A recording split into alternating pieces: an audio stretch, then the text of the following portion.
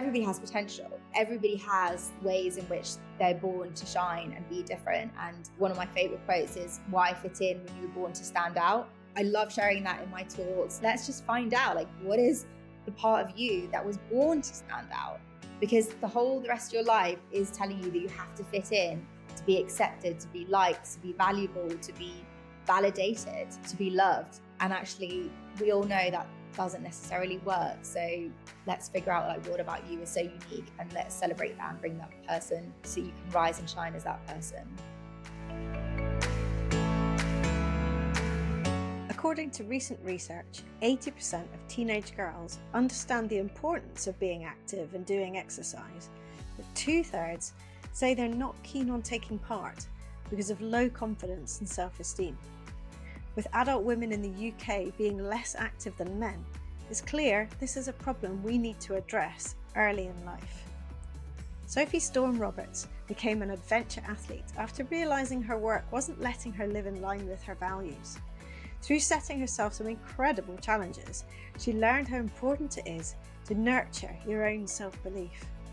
She took the lessons she learned and decided to form a brilliant initiative called Trailblazers to empower teenage girls to discover what they have inside and give them the confidence to believe in their futures.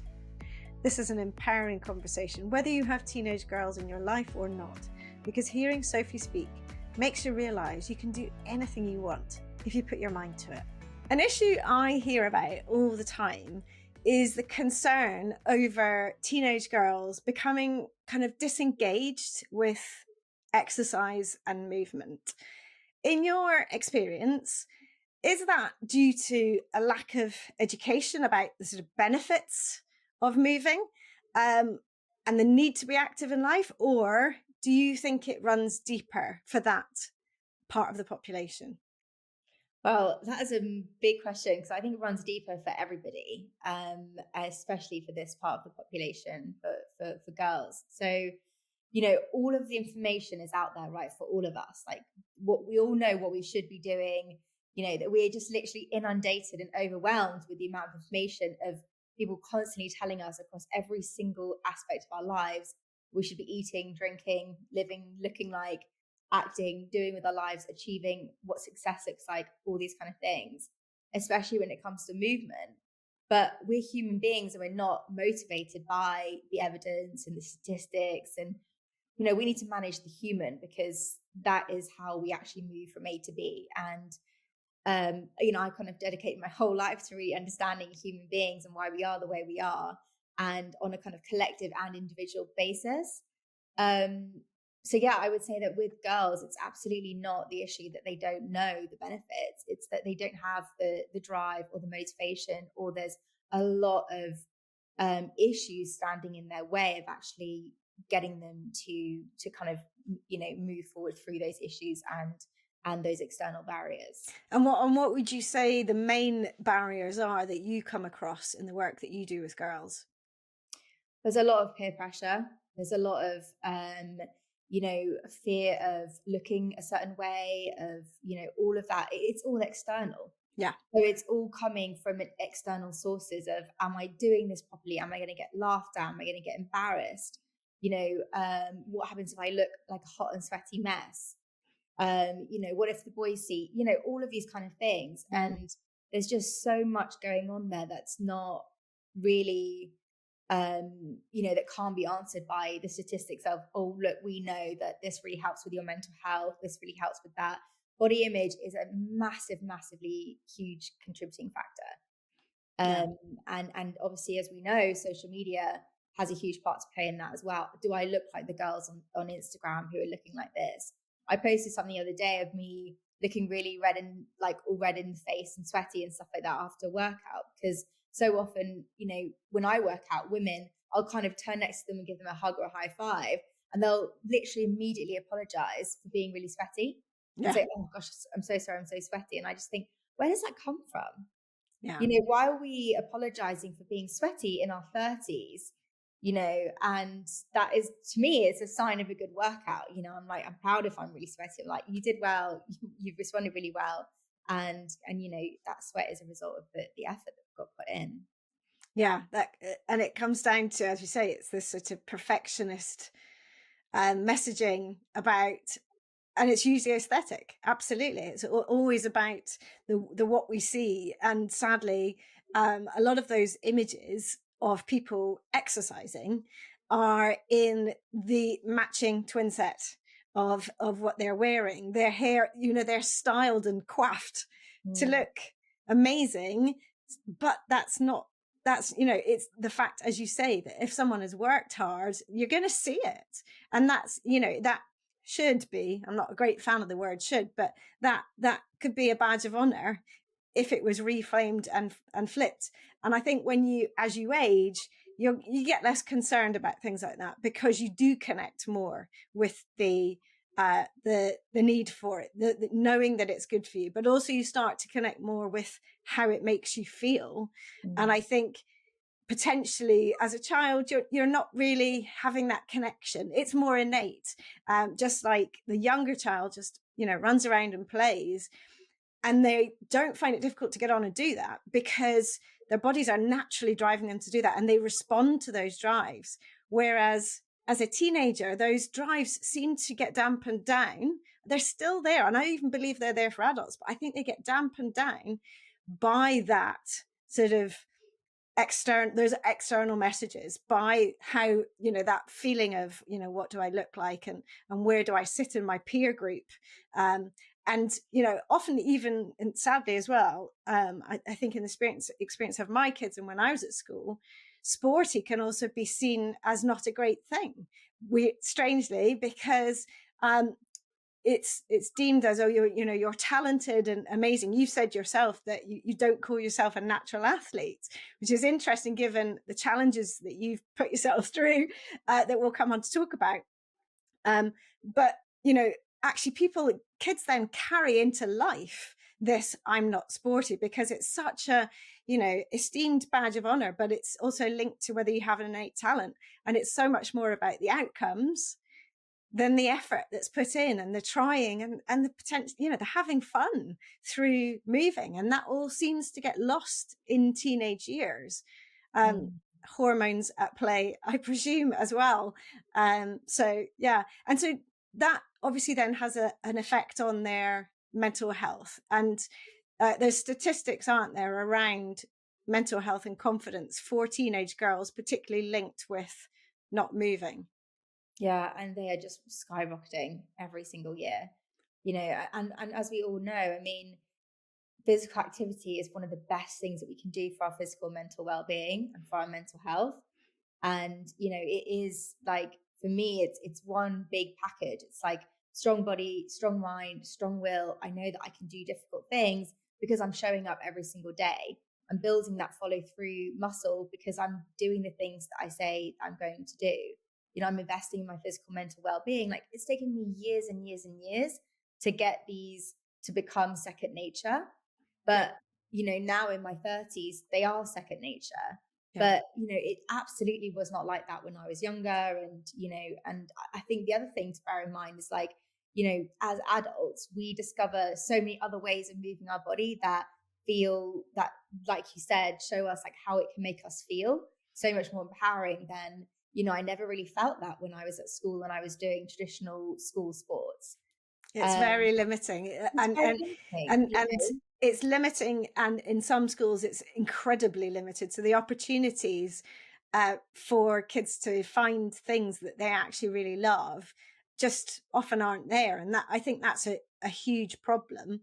And we can't just blame schools on that. That's No. society in general, and the emphasis on having access to things that can be done. Why should any gym be charging anyone under a certain age that certainly can't be earning the income to pay for that? Why should swimming pools, and I understand that a lot of them are businesses, they have to make money and so on, but it feels wrong. It feels that we should be encouraging the adults of the future to move more by saying, just try, Yeah. and making them spaces that they're comfortable to be in. I don't Yeah. know what you felt from your childhood, your school perspective, because, you know, spoiler alert, you've done some incredibly athletic, as a non-athlete, calling yourself a non-athlete, you've done some incredibly athletic pursuits and challenges since leaving university. Yeah. But what were you like at school? Well, at school, I was the type of person who kind of always believed that I could do it, or that maybe, we could win and stuff like that, but we just never did. So honestly, I'm like the epitome of it's not the winning that counts, it's the taking part, because I had to think that. And that's just kind of like how I've developed, and being able to push myself to, sorry, go on. I was just going to say, where do you think that self-belief comes from? Well, it comes from being in that situation, over and over again, where you've got to choose. And I think that I was just reflecting on something you were saying. I think that one of the biggest issues with school sports is that it's all competitive. Yeah. And if you're not going to be the first or in the first team, then you have this sense of like failure, or if you're always in the second team. I mean, how demotivating is that, to be a child and be turning up to sport and just always know you're never going to be, in the first team? It's just, it's ingrained in the way the education system is, which is pushing everybody to believe that they've got to be a certain thing, or be at the top, or be the first or the first few to be successful. And everybody underneath that just feels like a bit of a failure. Yeah. And I think that is the issue. It's like education is set up on results, not effort. Yeah. And that's the problem in sport, as you know, like when you go to a yoga class or Pilates or weightlifting, whatever it is, like nobody cares. And one of the things that I say, to myself and to everybody that I coach and all my friends, I'm like, if you went to the gym, or you went and you did something and you showed up, that is better than being not going at all.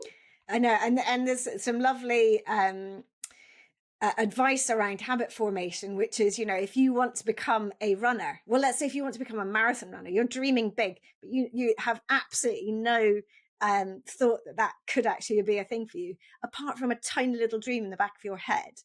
Then the best thing you can do to start with is literally put your trainers at the back door. And I love that, because the only movement involved is actually putting them on the floor, but it's all about that intention, that small plan to slowly get going. And then you will, and then slowly you will be taking part, and you will be showing up, and it takes time. As you've said, it takes years and years to get there. So going back to girls and your experience in school, sounds like it was similar to my experience of school, similar to my kids' experience of school. I don't think much has changed in a long time. So that's a whole big area that, could be redressed by some of the work that you're doing, certainly, because you're now working in schools, and we will come on to talk about that. But people are probably dying to hear about some of these challenges you set yourself. So by the time you left school, what was your relationship with movement and exercise? Well, I think, again, like I always loved it, but I just sort of started getting myself into things where there wasn't that competitive element. So, I just didn't let it deflate me. Like when I was at school, they told me that I was terrible at sport. They were like, you won't amount to anything. And I was just like, I'm not the kind of person set out to, I know it's crazy, set out to kind of like prove them wrong. But I was just really, it just didn't make sense to me. I was like, well, I believed in myself, and I just needed to continue to keep trying, really. So that's kind of my ethos in life. It's like, at the end of the day, we're constantly inundated with external sources that trying to define us and tell us who we are and who we aren't, and what we can be and what we can't be. But actually, I really think like the whole journey of life is to figure out who you actually are, and you've got to really fight for that person and for that vision for yourself. And so that's kind of what I've done. So when I was at university, I did quite a lot of sport. I did swimming, I did rowing. That's probably it, actually, just that sort of stuff. Like there was no gym, there was no like women's fitness at that point, so none of that. But I did those things because I liked being active and I liked being outdoors. And then it was really when I left university and I got into my first job, and I was just, again, like feeling, is this really it? I really wanted to explore my potential. And what kind of job was that? Was that a more sedentary job? Sorry? Was it a more sedentary job? Yes. Yeah. I was doing a 9-to-5 sales job for a tech startup in East London. So it was really, really fun, really engaging. But it was a million miles away from what I really wanted to be doing with my life. So I can turn to adventure sports as an outlet to explore who I really was, what my potential is, where my limits are, and again, like to figure out who, what I wanted to do with my life and how I can make that happen. And little did I know that it would turn into this whole insane life that I've had since then. But what I did discover was this is how I'm going to become the person that I wanted to become. And going back to what I just said about, at school, of how, there's so many external expectations and pressures and people trying to define you and your potential. For me as a young adult to take that completely into my hands and say, well, okay, well, you're telling me this thing, but I'm going to go out into the mountains and I'm going to dream as big as I can. Like you said, that little voice that says, maybe I can do this. That was the voice that was really intriguing to me. And I just started to listen to it. And what I realized is the more that you listen to it, the more that you get evidence that that voice is right, the louder that voice gets, and the more that voice wants to say, oh, well, what else can I do? Because I didn't think I could ever do that. And now I have. So, what else can we do? So what was the first challenge you set yourself? So the first challenge was an adventure race in the jungle of Borneo. And which is quite a thing. I mean, to go from, I think I might do something, to go the whole way to Borneo in really extreme conditions. It was super extreme. It was like 40 people that I'd never met. And we were camping in the jungle, on camp beds underneath tarpaulins. We did everything you can imagine. We did kind of whitewater rafting, kayaking, climbing mountains, cycling, running. We made a jungle camp one night in the middle of the jungle with machetes. Like it was incredible. But yeah, you're right. A lot of people would just kind of sign up to a 10K or a 5K race. But I tend to throw myself into the deep end. It's how I get really motivated. And when I see something that I want to do, there's not really that much that's going to stop me. You're clearly a very driven person. Anyway, you've had that self-belief, you've had that drive, obviously from an early age. So obviously lots of people wouldn't necessarily have the means, but also wouldn't even have the inclination to do that. So when you're speaking to people about sort of getting the confidence to get that tiny dream for whatever it is that they are wanting to do, whether it is a 10K or whether it is, go to Borneo and put yourself through extreme challenges that I'm sure most of which you haven't done before, what advice would you give people about helping themselves with that lack of confidence? Because most people, there's a barrier in the way. And this, going back to what we're saying about girls, confidence, it seems to be throughout life, but it maybe starts as a girl. I don't know. But what would you say to people about trying to improve their own self-confidence and tapping into that self-belief that you certainly have in abundance? Yeah, well, I'm glad that you feel that I have it in abundance. It's definitely not you're born with it. It's something that you train and you nurture on a daily basis. And one of my favorite quotes is, confidence is like a muscle. The more you train it, the stronger it gets. And that's what I think. It's like, okay, it is this follow through muscle. Confidence, in the very essence of it, in my opinion, is backing like doing the things that you say that you're going to do so that you can then back yourself. So you can then have that conversation, that voice in your head that says, I've got this. That literally that is what it is. And we're fortunate if we've got people around us that also give us confidence and say, you've got this, and like remind us of who we are in difficult times and stuff like that. But it has to come from inside of us. So it's setting ourselves those things that we want to do. And it's starting small. It's starting on a level that works for you. Like I said, I know myself, I do both the big and small things. I need both. Sometimes I need a really big thing to motivate me to really push and really like go, leaps and leaps forward, or to up level through loads of my fears that are standing in my way. But on a daily basis, that's not possible. So on a daily basis, it's the smaller things that I set for myself, and just literally just following through on those and doing them means that when I get to the end of the day, I can look back and say, well, I did the things I said I was going to be able to do. And that is a trained muscle that is going to be stronger for the next day. And applauding yourself for having done them. It's not just the doing, it's also the saying afterwards that I'm proud I did that. I'm pleased I did that. I feel better for doing that. And even if it was hard, I still am glad that I went through that, because as you say, you've committed to something. And yes, not every day, but as many as you can, you're consistently moving forwards, so that you, as you say, you're building that evidence towards moving forwards. That is exactly it. It's building that evidence. It's building your sometimes I think of it as like, imagine your life is like you're building, a castle, and every single day you put a little tiny building block into that. And some days you might put a big boulder in. It might be like, yes, I did a podcast today. I did a TED talk, I did something amazing. But other days it could just be a pebble or a grain of sand. But that's what it's about. It's having that compassion for ourselves, so that over the breadth of our days and weeks and months and years, we allow ourselves to be human, and we allow ourselves to for life to get in the way sometimes. Yeah. But there's a difference between life, coming and us adapting ourselves versus like always being either in victim mode or underneath, the barrage of excuses or barriers and stuff like that.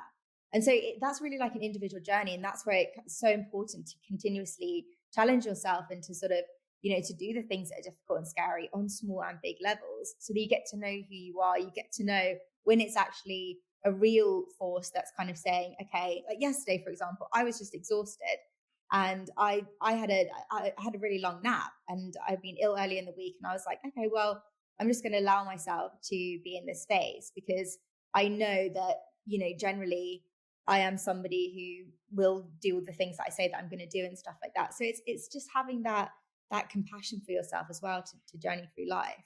Yeah, giving yourself permission. I like that. The phrase permission's a lovely word, because it's so kind to yourself, and we lack that. And I think going back to teenage girls, that's really difficult to achieve when potentially all around the narratives and the friends even are actually not being as kind and nice as we could. It's not necessarily always a kind world, and sometimes that children can be the worst, because there's sort of kind of no holds barred with those comments and the judgment, and that is probably one of the hardest things to navigate. And certainly as a parent, I've supporting children going through that really makes you aware of actually what you went through yourself as a child, and how much that affects you and defines you going forward, and how much you kind of have to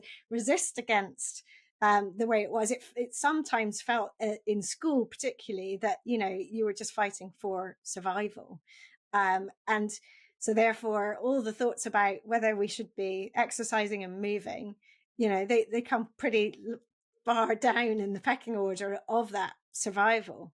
Yeah, there's so I run this program Trailblazers, which I know you know about, and it's about empowering girls to build confidence and courage and the tools that we need to navigate the world. And a lot of the girls that I work with, they're called invisible, so they're sort of by their teachers or their parents, for example, and they're not the ones who are like getting into trouble or missing lessons or failing in their school work or anything like that. They are just the girls that just try to exist through life without being seen, and make themselves, as small and like invisible as possible, because of exactly what you said, because they're already dealing with so much kind of criticism or negativity or a barrage of whatever it is that's coming externally. And that might be coming from home, that might be coming from social media, that might be coming from their peers. A lot of it is also coming from within themselves, from their own inner critic, which is, really formulated from all those external sources. And it's so sad. And I, just the potential there that is wasted, is what's really motivated me to go into schools and to do something about it. And what I found is that when I bring them together and we create this, I share my story with them and my motivation, my why I'm built Trailblazers and what it's all about and stuff. and my vision for them in their future, and then create this sort of network of environment of trust where they can be vulnerable. And they so quickly are able to sort of start coming out of their shells and doing things. The teachers are like, I've never seen her put her hand up before, never seen her laugh, I've never seen her smile, I've never seen her do that, and it's so incredible to see it, and just see that given the right environment, when they're not underneath the constant noise of who they should be, how they should look, how they should dress, all that kind of stuff, that actually giving them the space to figure out who they really are without all that noise is when they get to figure out that person and be that person. And that is just, I think it's so rare, and it's so important for every single one of us to find that space in our lives to be able to do that. It's brilliant. The work you're doing is absolutely fantastic, and I'm definitely going to come on to ask you a few more questions, because obviously this is something that you want to grow and expand for the best reasons, because it's doing so much good. Just taking a quick pause because I want to tell you about a new offer exclusively for listeners of this podcast. If you'd like to improve your mobility, strength, and learn more about moving well in daily life now and to train for your 90s, come and move with me in the Reclaim Movement membership. There's weekly live coaching in term time with hundreds of replays available, as well as hordes of 5 and 10 minute mini movement videos to follow throughout your day. I'm offering you a 15% discount on your first month's membership on top of the 7-day free trial. Go to reclaimmovement.co.uk/membership to create your account and quote the code podcast15. Let's move together to feel better and keep doing all the things you love. So the objectivity that you get from being pulled out of your circumstances to be able to look back in is a really difficult thing to find.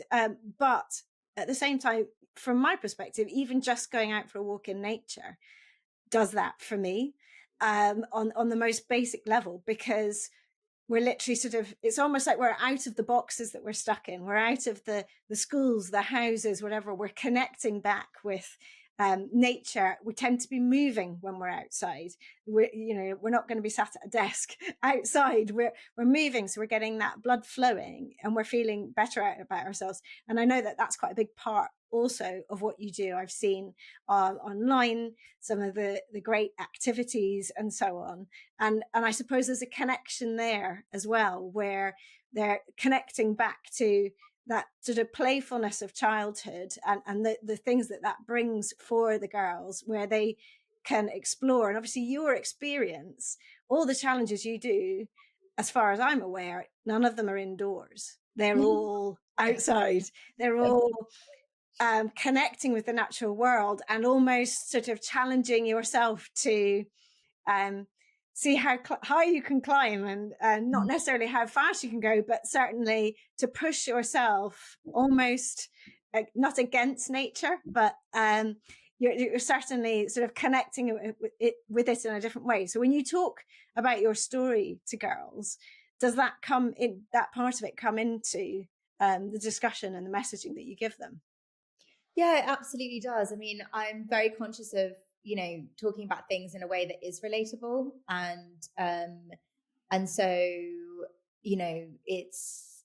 it's very much what's the message that's at the core of that, and how can they apply that to their lives.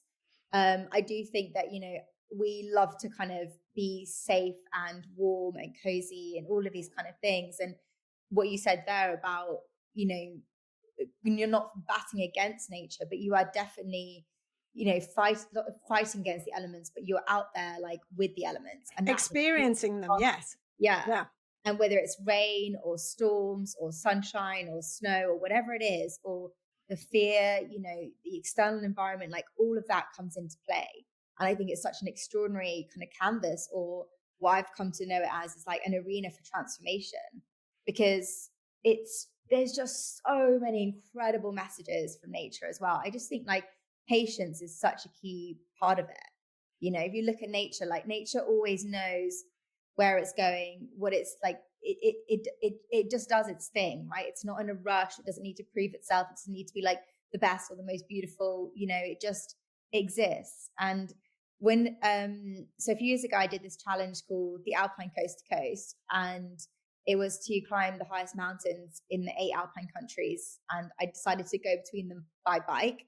It took me 32 days, and as you can imagine, I was surrounded constantly by water, and I'm a massive water baby. I'm obsessed with water. And I was so intrigued. And I, obviously when I was climbing these big mountains, the water was snow and ice and all that kind of stuff. But then as I was cycling through the mountains, it would be rivers just constantly trickling. And I came up with this philosophy, this way of life that I wanted to live by. And it was like, water always gets to where it's going to in the end. It finds its way around every single obstacle.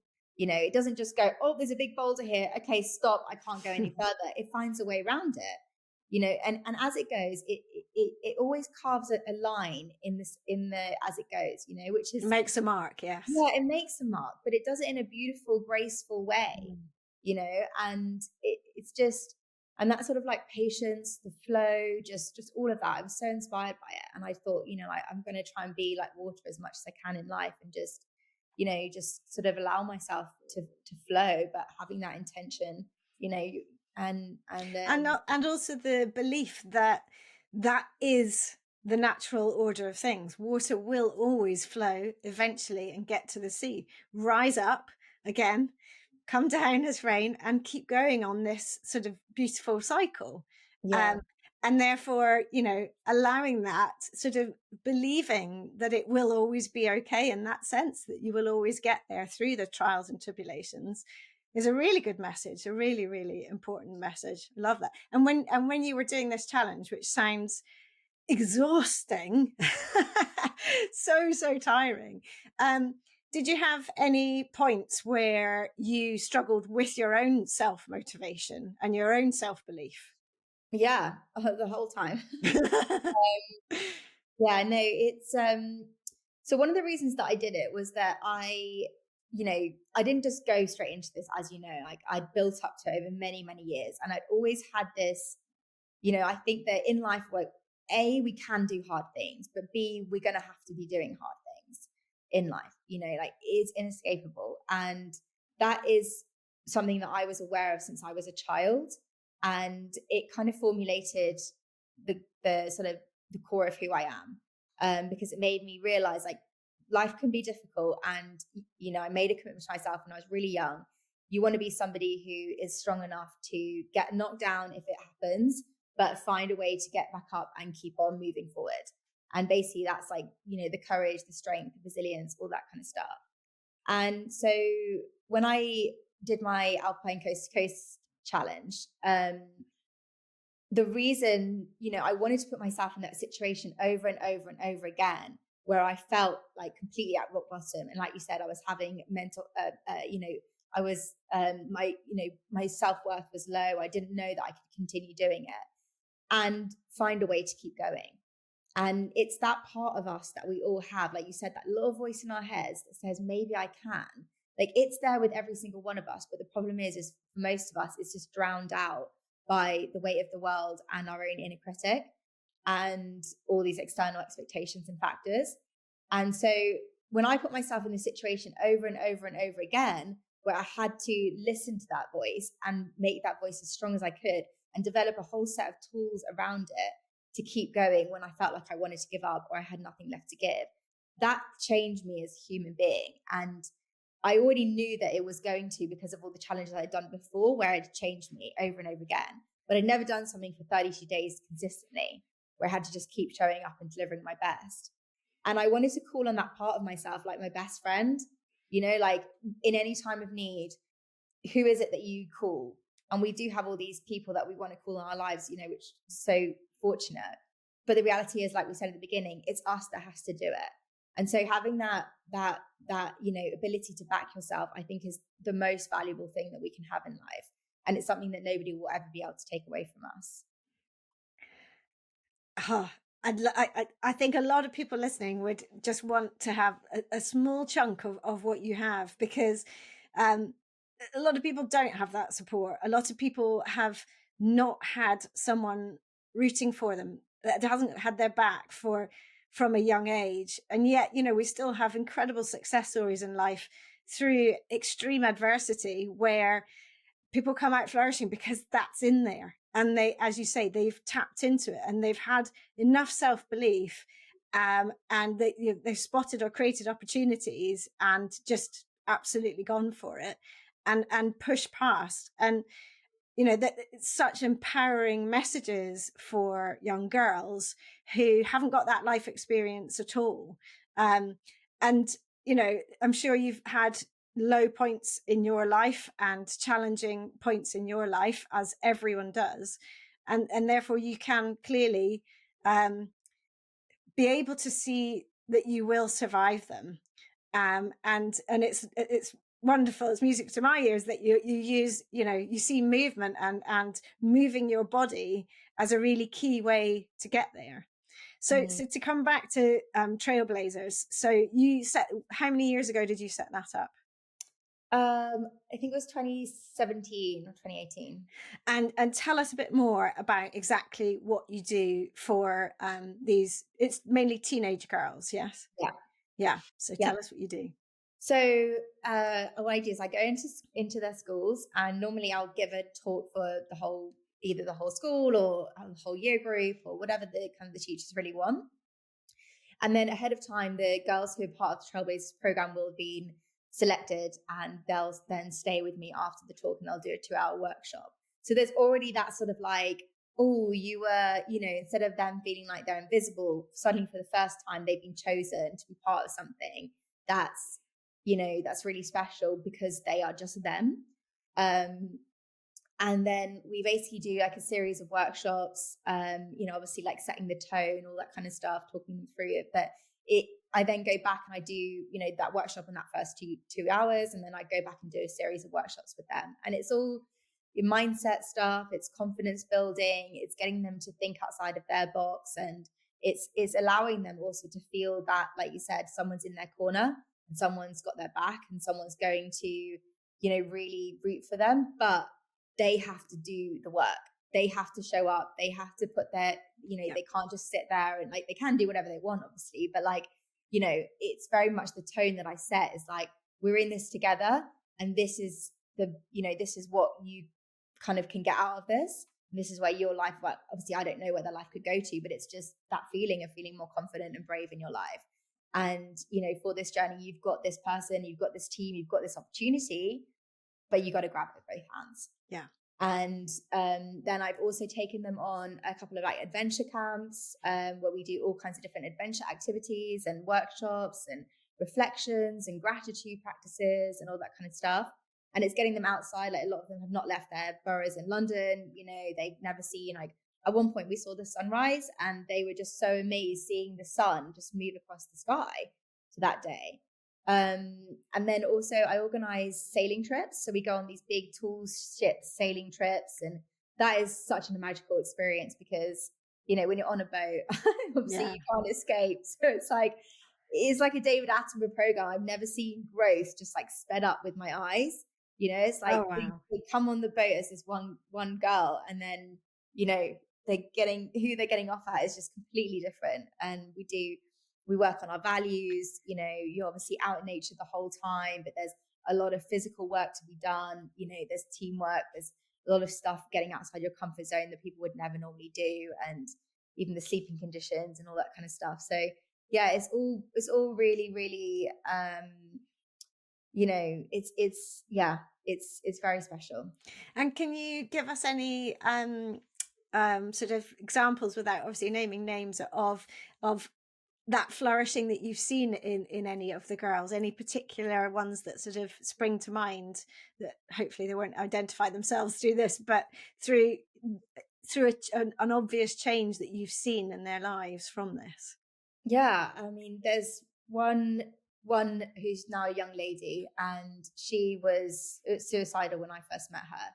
And just in one of the workshops, she just started to cry, and I went over and just spoke to her, and I think it's just creating that space for them to be seen and to be held and supported in whatever they're going through as well. That's so special and so rare. And she is now flourishing in her life. And she became this sort of like quite a leader actually when we went on the boat trip. And she just like wasn't getting involved in the other drama in some of the other ways, and the other girls massively respected her, and it was just this really beautiful change. And she regularly gets in touch with me, her mum regularly gets in touch with me, and still tells me to this day like what it meant to her and stuff like that. And so it's really just, and it shows the power of a shift in mindset, because ultimately, yes, they're moving their bodies in different ways. You're pushing them into physical discomfort by being in odd circumstances, or by creating physical challenges and so on. But ultimately, if you don't believe in yourself, or you can't find any of that self-belief, and someone comes along and helps you just nurture that seed, it's quite incredible what can happen. And every child on the planet deserves that, but it's just so hard to get. And as going back to the beginning of the conversation, that's what schools should be doing, but they're underfunded, overrun. It's really difficult to get that level of attention for each child. So it's really wonderful. And I love the fact that you say it is the invisibles. My kids and I talk about the school being kind of, as you say, it's like the middle section are just the sort of in the middle, and they are unnoticed, because the shiny stars at the top, who are often the sporty, the bright, the talented, the ones on stage who are really putting their own head above the parapet, and will likely probably do well because they've already got that. And then the attention is also being taken by those who are really struggling, and needing a lot more attention and getting it in the wrong ways, but it's attention still. Bless you. That's all right, bless you. It's those two sort of get more of the attention ultimately. And in fact, it's that whole massive middle section that's made up of so many more kids that actually they really need the attention too. And they're just lost by doing that. So I think it's a wonderful thing. So how are you, so this is a non-profit organization that you've set up. And so do you get in touch with schools directly, or do they come to you? How does that work? Yeah, it's both really. So I have a lot of schools reach out to me, and they see what I'm doing and stuff like that. And I've taken it all around the world. I've done it in the Caribbean. I've been over to the US with Trailblazers, and organizations over there have been like, come and do what you're doing. So if anyone's listening to this and wants to reach out and find out more information, then please do. All my information is on Challenge Sophie. That's my Instagram and my website, and you can find my email address on there as well. So I was going to say something you mentioned earlier about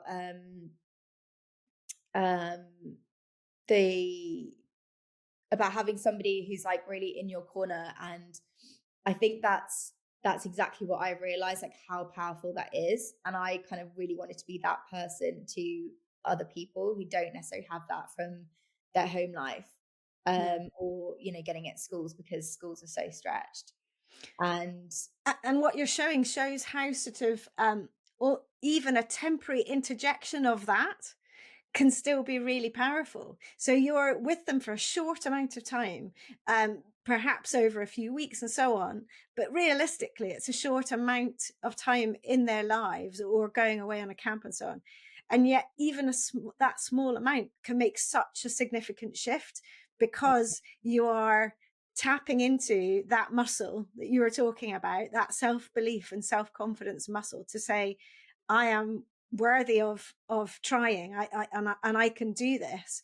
That otherwise they've not known that the muscle existed. They haven't been able to flex it, and suddenly, perhaps, especially when you're younger, you question it less because it feels great from flexing it, and so you jump in, because as we were saying before, when kids feel good by something, they just go for it because they want more. Yeah, that's exactly it. It's showing them like what it feels like to actually have someone who's really in your corner and really is rooting for you. And like some of the girls that come on the sailing trips, they were like, oh, I never knew that this is what it would feel like to have someone really just independently love and support me. And I think the thing is that even if it is coming from home, it's really difficult because a lot of people think, oh, it's just my mom, like you have to believe in me kind of thing.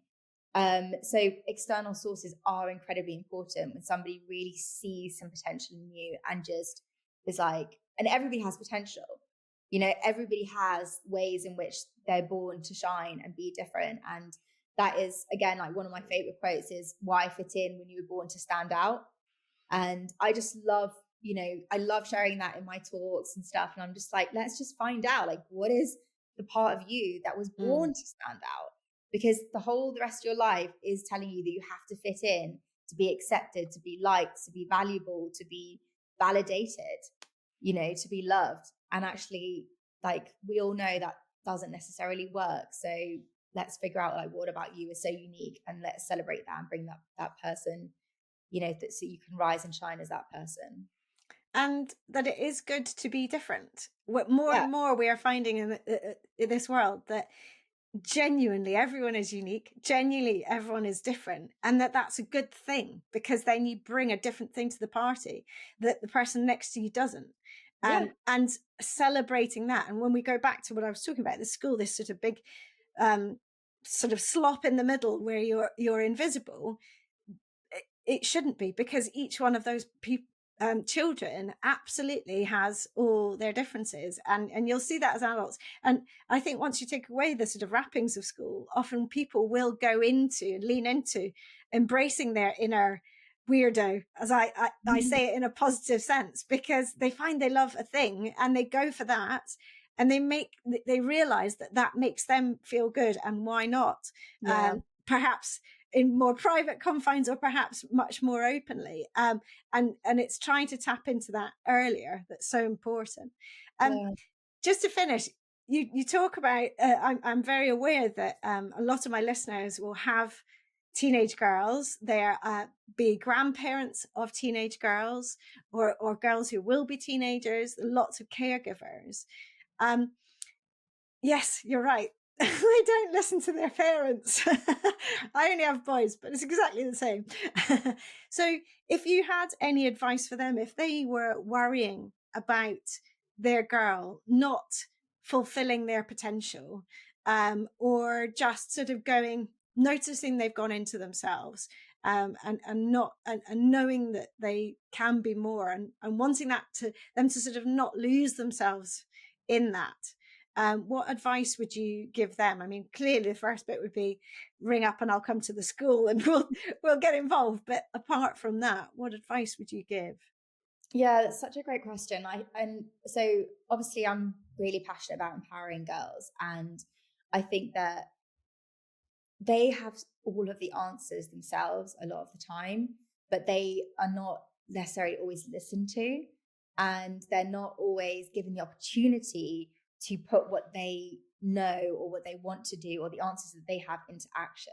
So that is what I would say, is find a way to like, that's what I try to do with Trailblazers. For example, when I have interns who work with me, I literally just give them the control. I'm like, you're never going to learn if you're just like, I'm just telling you what to do. Like, you take control, you decide. I'll be there to oversee, and you can run everything by me, but here you go for it. Yeah. And I absolutely love that. And I love seeing the dynamics at play and how they feel, if they feel they're being too bossy or they're being in charge as a leader. It's like, it's so interesting to sort of support them on that as well. So the first thing is definitely, actually ask them and listen to them, because they are so bright. They have so many fantastic ideas.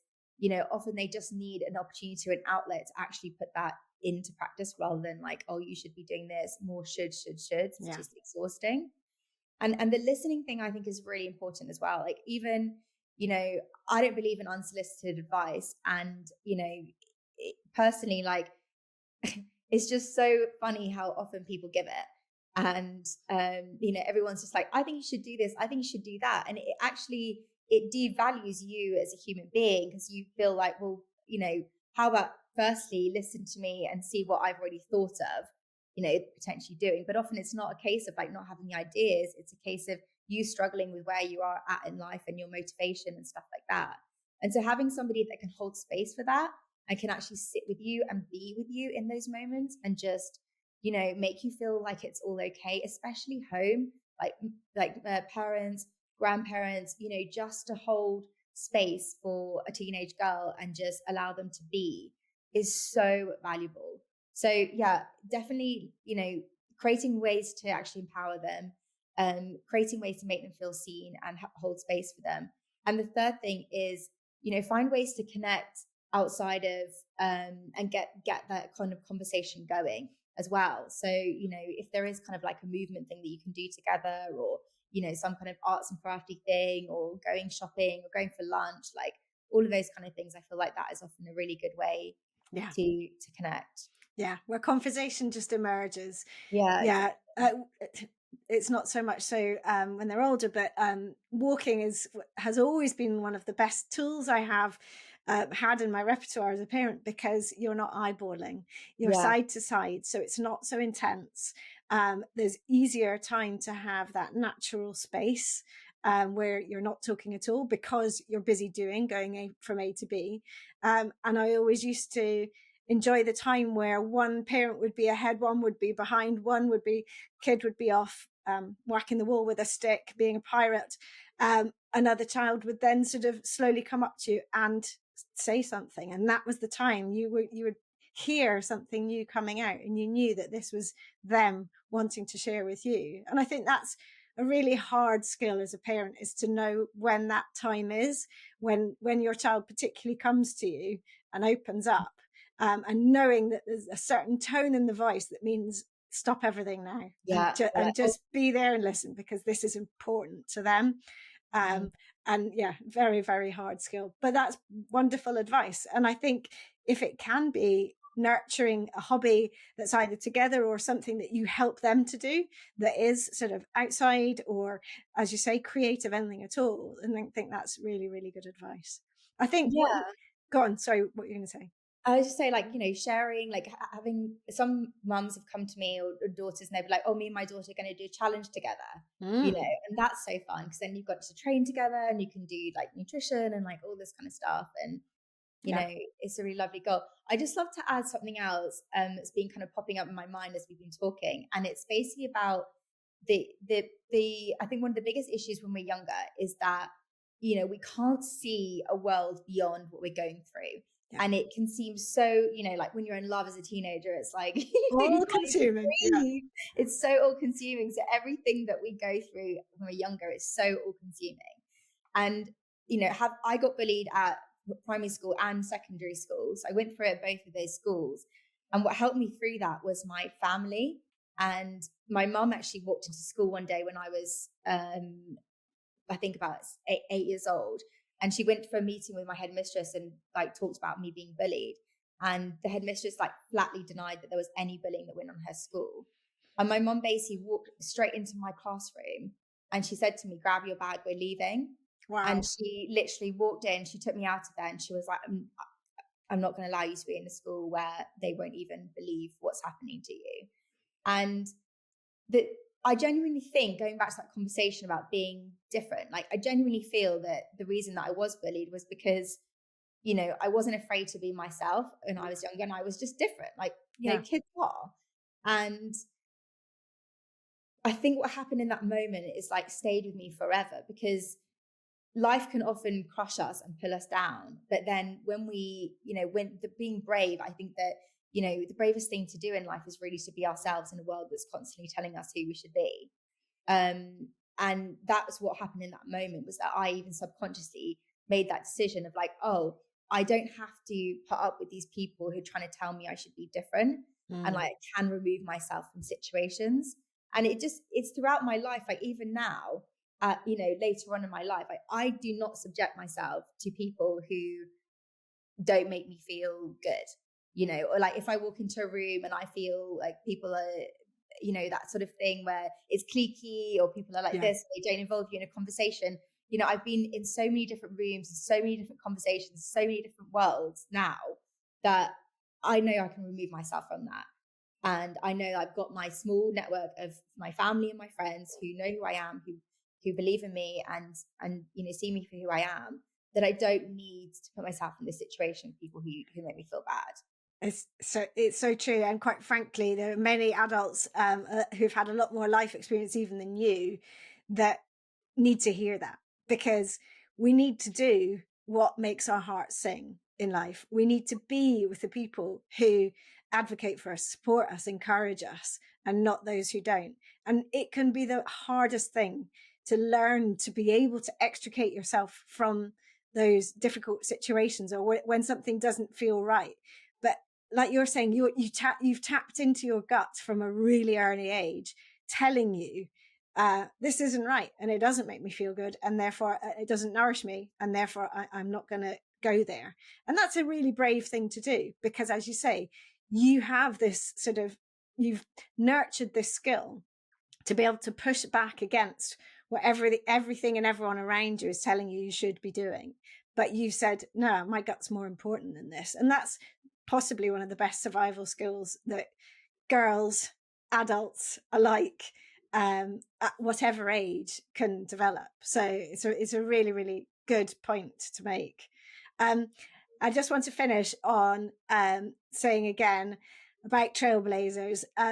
It's really great to go and have, obviously to research this, I went and took a deep dive into all your interesting stories, and you've got a wonderful TEDx talk, and there's so many incredible challenges that are really, really inspiring. But what's most impressive to me is that you have taken lessons from that. You've really understood how you can then take that and help other people. And the fact that you've chosen such sort of an I'm